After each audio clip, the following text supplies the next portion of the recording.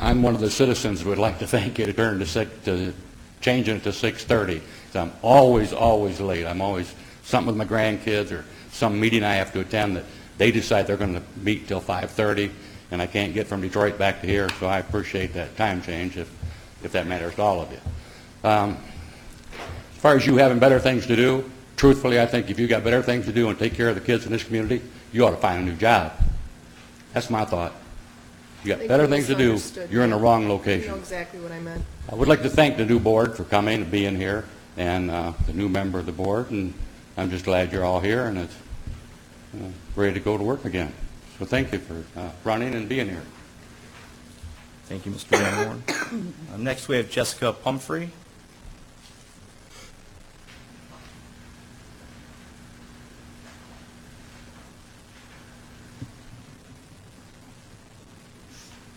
Hello, my name is Jessica Pumphrey. I didn't really plan on coming up here tonight, so excuse me if I'm a little off. First, I'd like to, I know the agenda was moved for tonight, but originally it was proposed that it was moved for the superintendent to speak all the way before all of the public comments. And I, as a public community member who likes to come up with comment every now and then, just personally feel like it would be a shame for the superintendent to not be able to comment on any of the public comments that happened during the meeting. I don't really understand why he would be here through the meeting and through all the public comments if he doesn't really get to speak on any of it. He has to speak before all of it, but that's just my take on it. I also wanted to throw in my opinion, not that it's a big deal, but Mr. Torres speaks multiple times about how he speaks for the young families in the community with young kids. I'm a 28-year-old mom with a 5 and a 9-year-old. I don't want to miss bedtime. Honestly, it's 8 o'clock already. You guys took 25 minutes to get through the beginning of the agenda. As a mom who has had a son come here, a 9-year-old, multiple times, to have him until 7 o'clock just to get his chance to come up here and do his thing, and however long that takes, that would be a great expense for my family. That would be a hard time. He would be late for dinner, late for bed, school the next day. You know, my son is on the spectrum, so we try to keep his bedtime very regulated.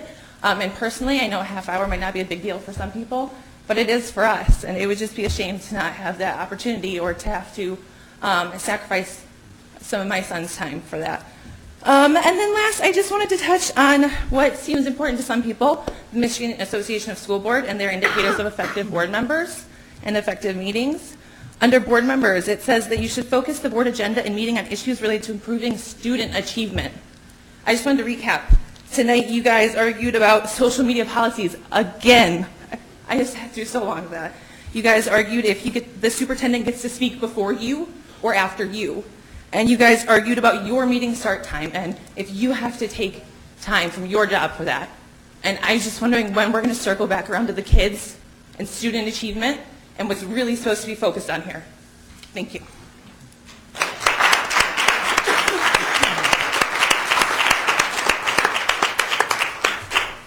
Is there anyone else that would absolutely? And you're next.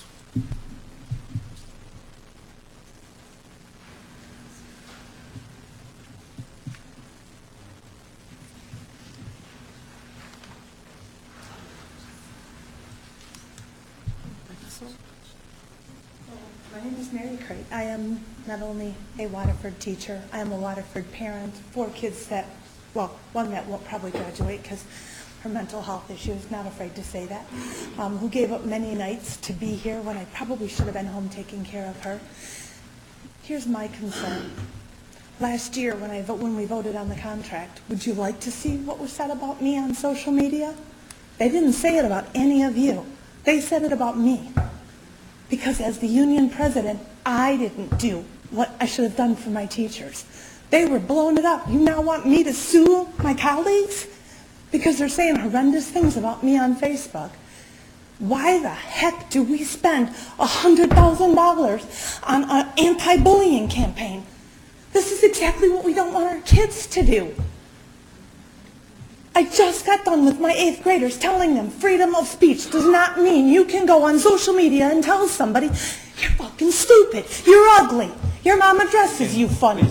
Please, the language. Sorry, but that's But that's what the kids are saying. They're really upset. They don't understand. Why can't we say it? If I think he's ugly, why can't I say it? So whose definition of the truth is it going to be?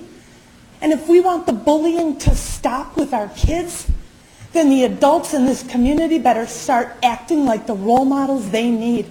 And I don't want any of my teachers on social media saying anything about any of you that I wouldn't want somebody saying about one of my students. And I don't want my students on social media saying anything about a teacher. And believe me, it's happened. There have been some pretty crazy things that kids will post on Instagram about teachers. But why should we allow that to happen? This whole world has gone crazy with the lack of dignity and respect. And freedom of speech with our framers and our founding fathers was not meant so that we could attack each other. To express a viewpoint does not mean you're calling people names and treating people horribly. And I'm sorry about the language, but after Mr. Petruccia, what you said. But that was the whole point. If you're going to say that to someone, where do you draw the line? And where do we draw the line with our students on what's acceptable to say? I find that really hard. Because I know that if I don't bring my teachers a really good contract this year, guess who's going to take the heat for it on social media? And it won't be any one of you sitting up there. They're coming after me. And I will guarantee you they're coming after me. I'm the one that got the phone calls. I'm the one that got the post on social media. And you know what I was told by Lori Tunick? She says, Mary, you're going to have to grow a thick skin with this job because there are people that you will never please. And I said, Lori, you sound exactly like my dad did. When I got bullied at school and my dad said, you know what? Kids are just mean. But we're going to spend $100,000 on this, making sure that our kids know how to treat each other, but yet none of the adults in this community are doing it. I'm really having trouble with this. So if we're going to spend time telling our kids how to act, maybe we should be listening to them, because I have 8th graders that act better than any of the adults I've seen on social media. So I'm really proud to be a Waterford teacher, and I'm proud of my students. Thank you. Thank you.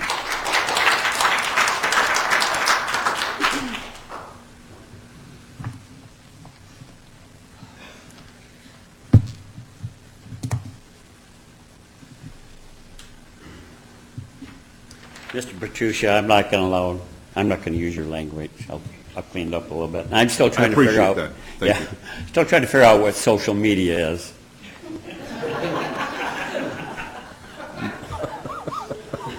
I've been in the meetings here for the last year or so, and seriously, starting tonight, it's the first one of the year, and I'm just going like, this is sad. It's sad. You can obviously see there's some people in lockstep and there's some people not in lockstep, but you're forgetting the whole idea, the mission that the lady talked about really this is about kids. And I'm thinking we had this long discussion about who goes first. And I know that they don't want me, they don't want me to speak last. I don't blame them for that. That would not be good. But with having the supervisor, he's always closed the meetings, and they've been on an up note even when everything else hasn't been on an up note. To take him out of that place, and I'm thinking there's nothing that you as the board that can say that can top the up note, because you haven't done it yet. I seriously take into concern, and I've listened to it brought up about different school boards, all the different school boards in the area that are doing this and that's coming from somebody that hasn't been at a board meeting in the last 9 out of 10. But she knows what every other school board is doing, but I'm not sure she knows what's going on in this one. I think that's a problem. You want to, don't be citing what everybody else, other school boards doing, and you haven't even been at this one. You have a problem. And for members on the board that are having their Spartacus moments every meeting about verbiage and trying to think that they're smarter than 26 lawyers. I never had a job. I've never worked at a job where I knew I could run my mouth about my employer and not expect repercussions. And if the Waterford School Board is going to have, be giving out jobs and they say, oh, by the way, You can say whatever you want to say because there are no repercussions. We have free speech, run your mouth, and I'm thinking, I've never worked in a place like that. And I can't imagine us putting that in there where somebody can run their mouth, social media or otherwise, and not have repercussions. That's crazy. I never heard of that. That's pretty much all I have to say, other than sitting in the audience, people sitting in the audience, and watching and listening to some of the foolishness from adults that are supposed to be supposedly overseeing a $100 million organization, and you're not as smart as the people you're overseeing. You need to shut up and pay attention and watch and quit talking. And really, I apologize, but you can't sit out there without being upset and listening to that foolishness. Forgive me. Thank you. Is there anyone else to, yes? Right here.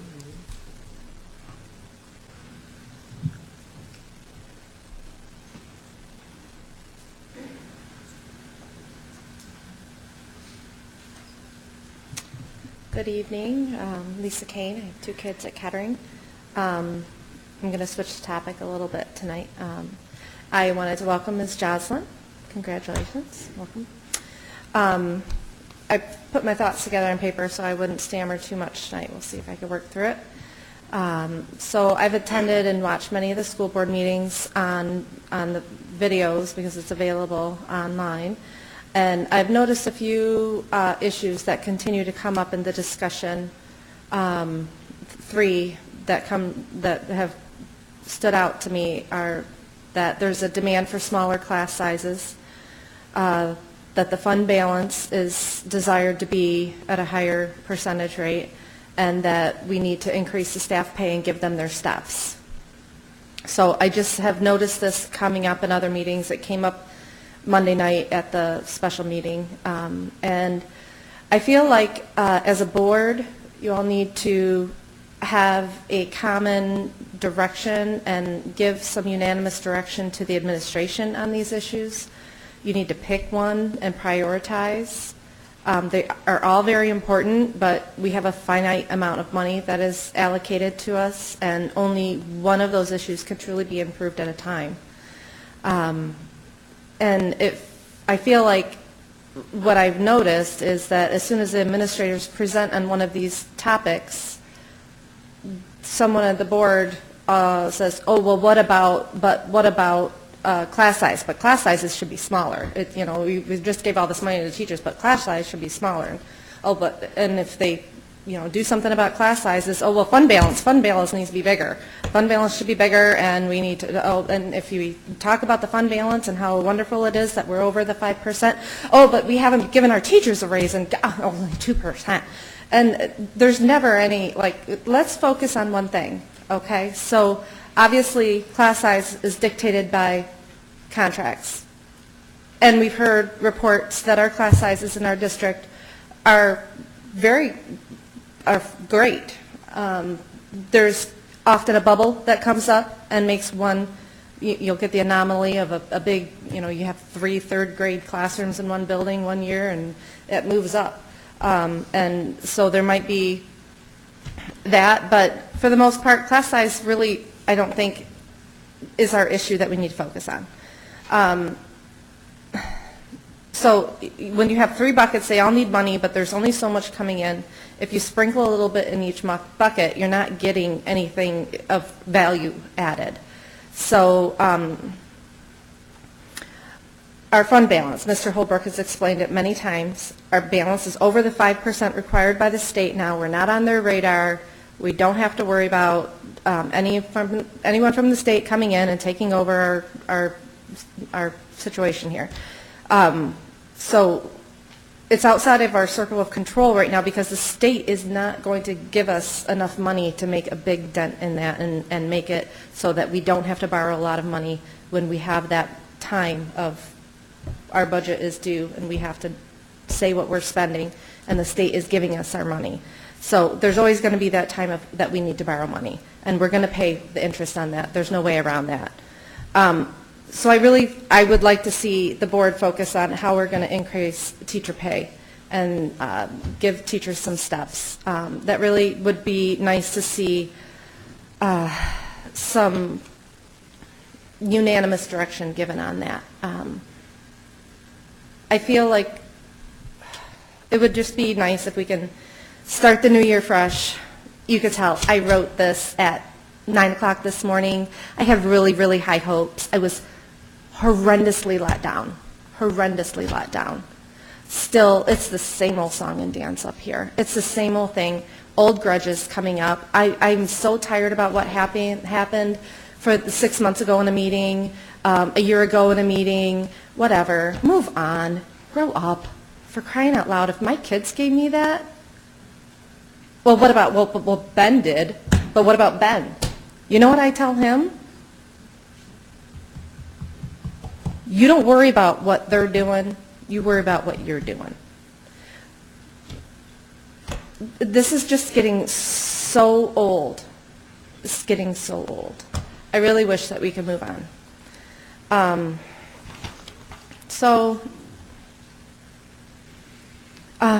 The micromanaging of our administrators, not letting them do their job.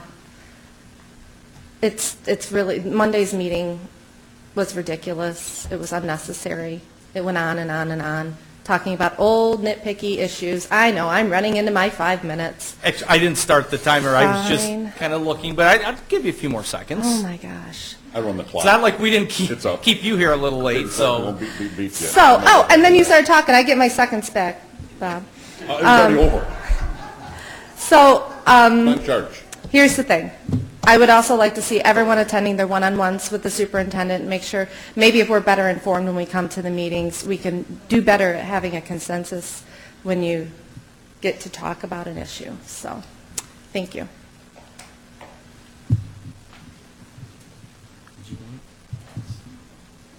I think you spoke about an action item before, right? So this is about a non-action item.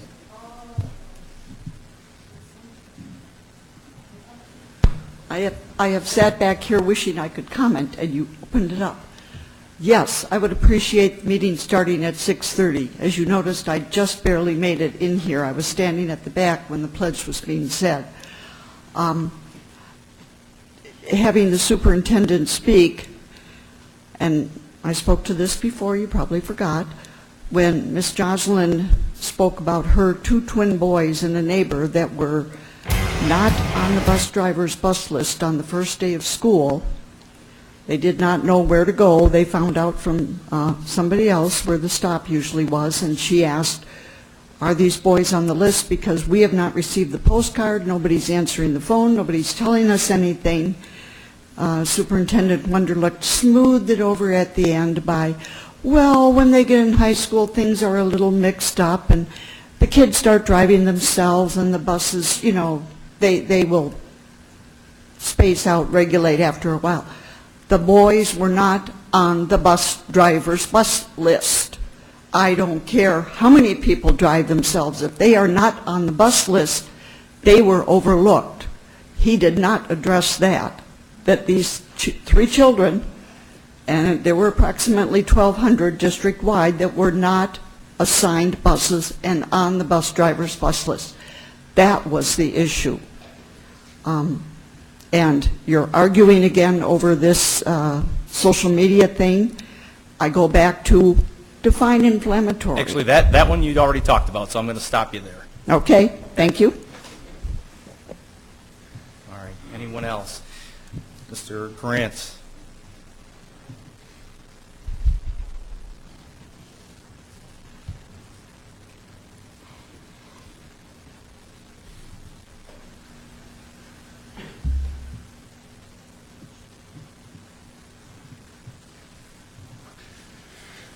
Well, I did have a topic I wanted to talk to you all about tonight, and hopefully I can get to it. But tonight's meeting was extraordinary. Bob, my advice to you is to buy a gavel and go take a Robert's Rule of Order class immediately. And I know you and I are somewhat alike in that we're really nice guys and we like to let everybody kind of walk all over us in our meetings, but Okay, Grant, that's enough. Please sit. No, I'm joking. I'm joking. But, you know, and my meetings run forever also. But knowing Robert's Rules of Order, if people are going to start throwing them out, then you need to learn what Robert's Rule of Orders are and how a motion comes to the floor and how a counter motion gets addressed versus the real motion, and I think it would benefit you to do that. For everybody that's been sitting in these meetings, I've come to the meetings for 2 years. Actually, 2 years ago, this meeting was the first one. Robert, you were in a tuxedo, and you were being sworn in, and you became president. And that's the first time that I met Mr. Pertuccia. He became the board member 2 years ago. 2 years, yeah, 2 years ago. And I met Mr. Bob. He became the liaison to Waterford Youth Assistance, and that's the first time you and I ever taught. And it's clear to everybody in the audience, you know, for the last 2 years, it was a 4-3 vote. It was a 4-3 vote. Well, now it's a 4-3 vote in a different direction. And as you've seen with our exchange of presidents of the United States, all of the presidential whatevers that Obama wrote, well, President Trump reversed them all. And I don't know where the end of that is, but I respect every single one of you up on that podium. I've talked to all of you individually. You're all great people. You're all very passionate. Reach out to each other before these meetings. You can get together in groups of 2 and 3 and discuss issues. We don't need to sit out here for 25 minutes while you figure out your agenda. You should have your agenda set before you start. We shouldn't have discussions as to what time the meeting starts. That's a motion that you should have decided. If we were going to bring it up, vote on it, whatever, but you should come out and have a united front on simple procedural items.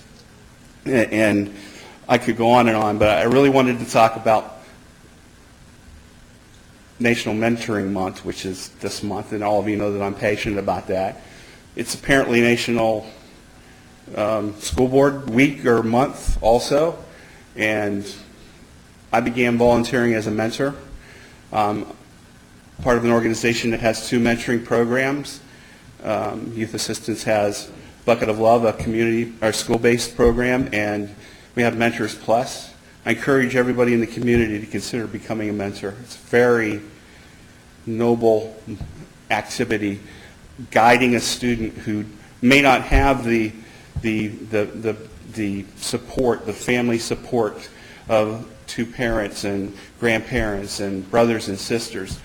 And when they have a decision to make, they're reaching out to their peers, another 10 or 11-year-old for advice. Not generally a good idea. So as an adult, you're another adult voice that can talk to a student. And maybe, just maybe, on occasion, something that you've talked to them about will register with them. Instead of making a bad decision, they'll choose to remove themselves from a situation. You have a ton of activities that you can do. Play cards, get a soda, go to a school baseball game or basketball game, or go to a play. You have fun events that you can do. You also have moments where they suddenly trust you enough to ask questions that you can help make that difference. That's the moments you live for. I've mentored 2 kids for 7 or 8 years, and never thought that the one had any desire whatsoever. When we first met him, he didn't want to go to. The idea of going to school after graduation was laughable to him. Well, he's away at school right now, and when I met up with him over the holiday season to do our annual cookie baking, he said that this was the best holiday he had because he felt that he finally had a purpose and a direction in life. And it's like one of those moments where, wow, thank you. You can have that opportunity, or you can just be a friend to a student. We've got to give me 30 extra seconds. We have a ton of kids that have great parental support, and we're proud of them, and they do great athletics. They do great in drama. We saw an example of that tonight. We have robotics teams that we're proud of. They have great parental support. There are other students in this community that need an additional voice. And I ask you to consider, you don't have to be a mentor plus mentor, just consider becoming a mentor to a student and help make a difference. One person making a difference in one other person's life, you don't have to, you know, that's the way I approached it. I was tired of throwing money at charities that wouldn't, you know, all they wanted to do was ask me for more money. So I decided to take that step, and from there I grew and grew, you know, and now I'm volunteering other organizations. So please consider reaching out and becoming a mentor. Thank you. Is there anyone else? Yes.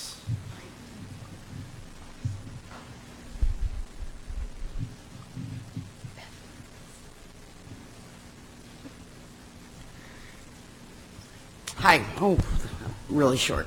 My name is Kelly Powell. I am a taxpayer in Waterford. I am also a parent of 2 boys in the district, and I'm also an employee of the district. I am here at this meeting and 90% of your meetings as a parent first, always a parent first.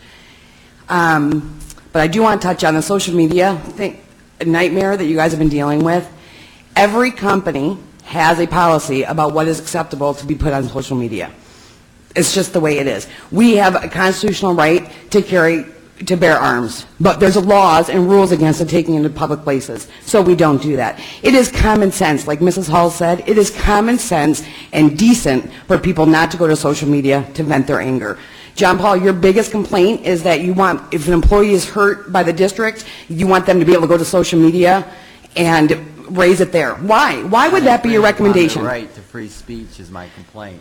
Where does it stop? It doesn't, with the paragraph that you guys are arguing about for 3 meetings now does not tell you you cannot do it. It says there may be repercussions for doing it. Okay? You're encouraging. It's a threat. Okay. What we're getting out here is that you want the employees to feel like it's okay to go to social media and trash Waterford schools. My kids go to these schools, I work for these schools, and I pay taxes for these schools. I don't want anybody trashing. Nobody. I don't go on social media trashing. I had a bad day at work today too. My kids made me mad. I don't go to social media and turn that because my moral compass points north. And I don't understand why you would be encouraging our employees to go to social media to vent in anger. There's a proper chain of command.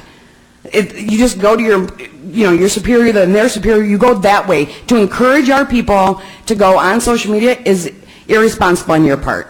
Secondly, my next point, this bickering is disgusting. I would never bring my children to a meeting like this. You want to move the meetings up to 6:30 so we can get more people? For what? So we can divide the lines and say who's going to speak up and raise their hand when 3 of you say something or 4 of you say something because it's divided. And yes, we have a new board member, so we're going to go through and go back through every policy and every vote that was done last year and redo it because now you can make it swing your way. Disgusting. I'm embarrassed tonight to be a Waterford employee and a Waterford citizen, and that makes me sad.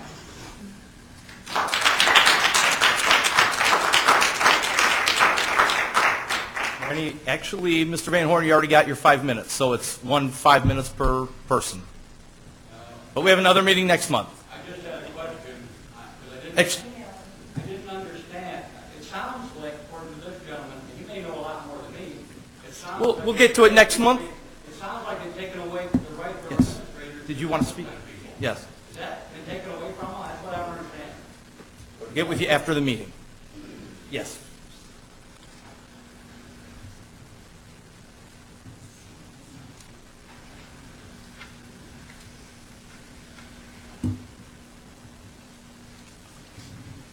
Forgive me if I stutter. I really hate public speaking. It's not one of my things.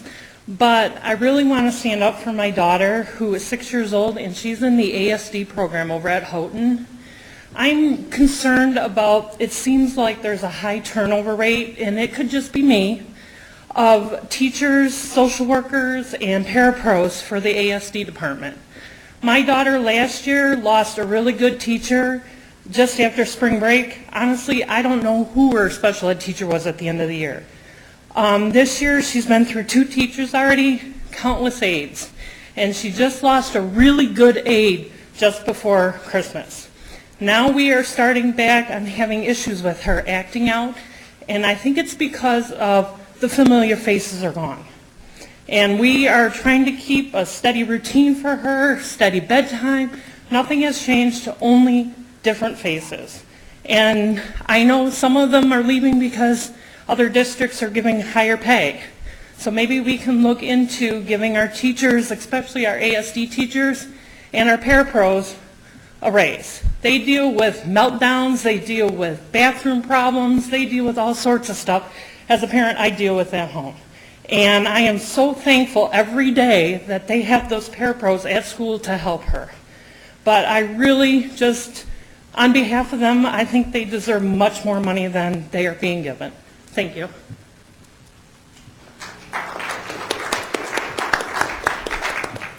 Is there anyone else that would like to address the board? Okay, with that, discussion items for future items for next meeting, we will take action on bid package 19-02. And with that, we go to superintendent's report, Dr. Wunderlich. Thank you.